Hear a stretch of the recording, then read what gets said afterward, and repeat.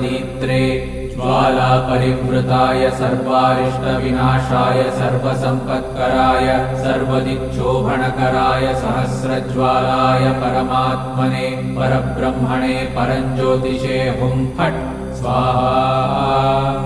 ॐ श्रीं ह्रीं ऐं क्लीं कृष्णाय गोविन्दाय गोपीजनवल्लभाय पराय परमपुरुषाय परमात्मने परकर्म मंत्र यंत्र तंत्रौषधास्त्र शस्त्राणि संहर संहर मृत्योर्मोचय मोचय आयुर्वर्धय वर्धय क्षिप्रारोग्यं च कुरु कुरु सर्वकार्यसिद्धिं कुरु कुरु।